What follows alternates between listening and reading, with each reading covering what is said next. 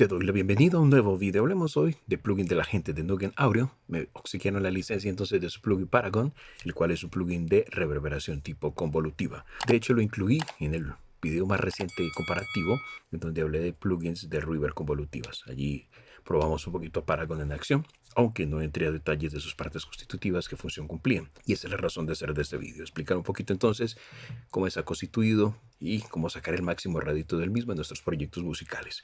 Te reitero, es un plugin convolutivo, pero con la flexibilidad y el control clásico de cualquier reverb algorítmica. Eso es un diferencial. Claramente ofrece sonidos de espacios reales y para ello tiene una librería bastante amplia entonces de preset que son un increíble punto de partida, pero a través de la resíntesis también nos ofrece un control total para hacer una descomposición, una reorganización, una afinación justa y fina de esos ambientes que han sido capturados como impulsos para lograr el tamaño de la habitación, el brillo de la reverb que nosotros deseamos. Esta reverb es compatible también en mezclas de formato 7.1.2, así que es compatible con Dolby Atmos. Ya se han ido actualizando entonces a estos nuevos formatos y realmente es muy simple de usar. De hecho, te invito para que la pruebes de primera mano. Si estás interesado, te dejo un enlace en la descripción. A través de ese link tienes acceso al trial de la misma, o si quieres adquirir la herramienta, también puedes comprarla a través de ese mismo enlace que te dejo en la descripción. Por ahora, centrémonos en escuchar un poquito esta reverb. Para ello voy a probarla sobre un loop que tengo como base de referencia a la primera referencia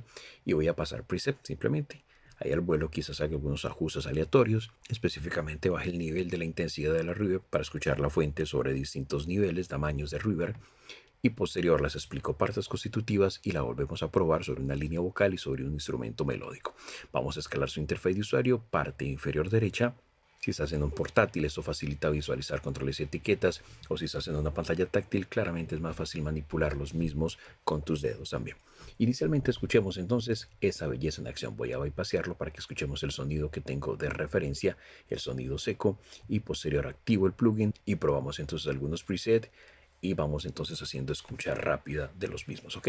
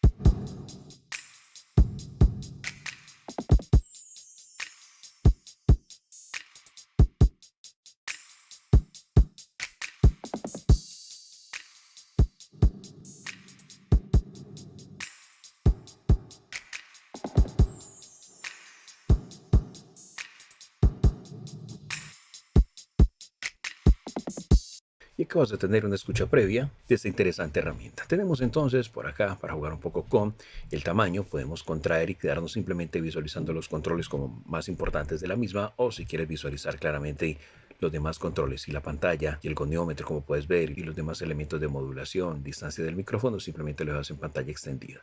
De nuevo regresamos a escalarla un poco más grande. Voy a pasar a seleccionar del mismo desde acá. Puedes rehacer y deshacer ajuste con estos dos botones. Parte central, tenemos las flechas para desplazarnos entre los ajustes de fábrica. Si doy clic aquí en este icono, accedo entonces a la librería de preset, en donde tenemos acceso a visualizarlos todos o los tuyos que hayas creado. Puedes crear nuevas carpetas. Acá tenemos ya unas carpetas específicas en donde vas a tener acceso a algunos presets asociados claramente a esos ambientes. Si quieres algún teatro, por ejemplo, que hayan capturado, algunos con delay, algunos oscuros, aquí cortos, por ejemplo, habitaciones, simplemente es tocar el preset y ya se cargó. Si alguno de esos te gusta mucho, simplemente ponle el corazoncito y se irán a favoritos. Luego te vas a favoritos y aquí aparecerá tu A-Rod, en este caso que fue la que le puse el corazón de favorito. Quitándole el corazón, vuelve entonces a salir de favoritos, así de sencillo. Entonces la manera de una forma rápida accedes a todos los presets que te ofrece entonces Paragon para empezar a trabajar con el mismo. Desde aquí puedes establecer también uno de ellos como el preset que viene por default cuando abras el plugin o simplemente cerramos. Puedes hacer comparativa entre dos tipos de preset para determinar cuál funciona mejor con tu música y puedes copiar ajustes de A a B entre los dos estados o de B a A. Desde que accedes a la ayuda como tal, luego nos encontramos entonces con algunas opciones en el panel principal ya para obtener entonces lo que necesitamos, todo asociado entonces al carácter general de la reverberación. Y nos encontramos entonces con el pre-delay por acá, donde puedes trabajarlo configurado, por ejemplo, a valores de nota, o desde aquí simplemente arrastrando de nuevo puedes cambiar esos valores, en este caso porque tengo sincronizado el tempo, pero si lo quieres de forma libre, desactiva la opción tempo y trabajas en valores de milisegundo, mínimo 0, máximo 100 milisegundos. Recordemos que el pre-delay básicamente es alterar el tiempo que transcurre entre la señal seca original y el inicio audible de las reflexiones tempranas y la cola de la reverb, medido en este caso como puedes ver en milisegundos o si lo configuras al tempo del proyecto en valores de nota. Junto a él tenemos entonces el famoso decay, que tampoco puede faltar. Ese decay básicamente controla el tiempo que tardan los reflejos de la reverb en desvanecerse, ¿ok? Entonces aquí determinas entonces con valores multiplicativos hasta 5x o 0,20 como valor mínimo. Lo ideal será experimentar para que lo escuches en acción. Arriba del todo podemos ver que tenemos unos filtros, High Pass Filter y Low Pass Filter, para limpiar claramente la cola de la reverb de esos graves que a veces vuelven retumbantes o de frecuencias altas que quizás en una voz pueden llegar a aportar a que suene como una voz bastante sibilante. Entonces puedes limpiar esto para determinar unos rangos específicos donde quieras que la reverb se enfoque. Bastante útil. Luego tenemos acá para activar uno u otro canal, el izquierdo o el derecho, puedes escucharlos. El goniómetro te indicará entonces cómo es el comportamiento del efecto sobre tu música en el campo estéreo en general. Puedes jugar con la amplitud en el campo estéreo, hacer que suene muy mono o que suene más bien amplia, bastante estéreo. Quieres jugar con la posición del micrófono, también desde aquí simplemente arrastrando puedes hacer que suene más distante o más cercano. Y eso claramente va a incidir en el color, en el ambiente que estás generando con la reverb.